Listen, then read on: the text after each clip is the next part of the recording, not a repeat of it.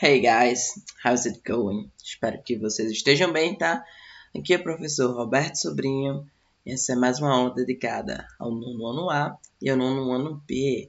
E na aula de hoje nós vamos continuar falando sobre o Present Perfect. Vamos trabalhar da página 18 até a página 23 do material didático de vocês. Então, vamos lá. Com o Present Perfect, nós falamos bastante sobre o Past Participle. E na aula de hoje eu queria falar um pouco mais, demonstrar um pouco mais aí a questão do do Past Participle com vocês. Lembrando que quando a gente fala de Past Participle, de particípio passado, que é a forma do verbo que a gente vai utilizar no Present Perfect, nós temos que levar em conta os verbos regulares e os verbos irregulares.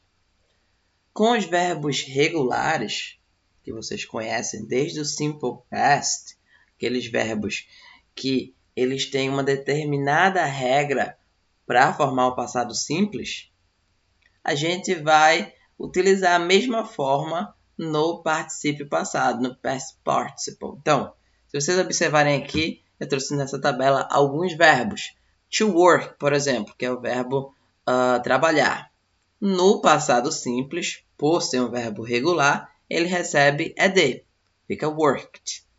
O particípio passado de work é worked também, porque ele é um verbo regular. Então, com os verbos regulares, o passado simples, o simple past, vai ser igual ao past participle.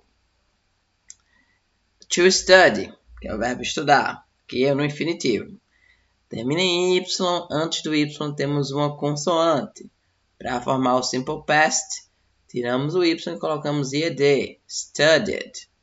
Particípio passado vai ser exatamente igual, studied, porque é um verbo regular. Play, termina em Y no infinitivo, mas antes vem uma vogal. Coloco somente o ed, played.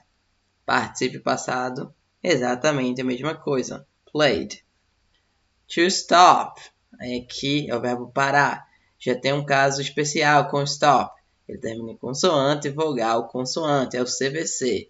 E como vocês sabem, para formar o passado de um verbo que termina em consoante, vogal, consoante, nós duplicamos a última consoante e colocamos ed, stopped. E aí o particípio passado vai ser exatamente igual ao passado simples. To dance é um verbo regular que termina em e. Se termina em e, eu não coloco ed, eu coloco apenas o d. Então, danced. No particípio passado, também vai ser danced. Walk, walked, walked.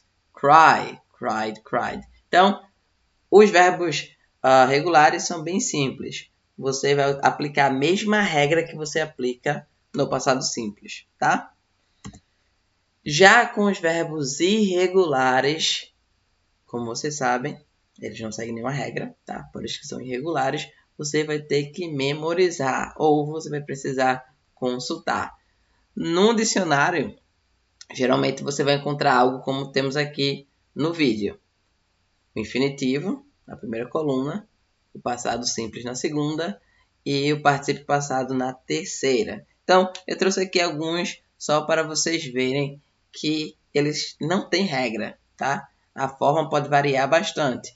O caso do verbo to be, que é o que nós trabalhamos tanto. No passado simples, o verbo to be ele aparece como was ou were. Já no particípio passado, ele aparece como been. Been.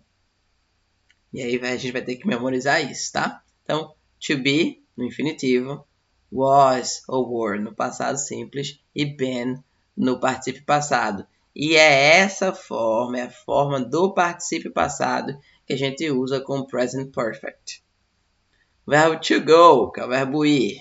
No passado, como vocês sabem, a forma dele é went. Passado simples, went. No particípio passado, ele vira gone. Uma forma completamente diferente de went. Então, go, went, gone. To do, verbo fazer. No passado simples é did.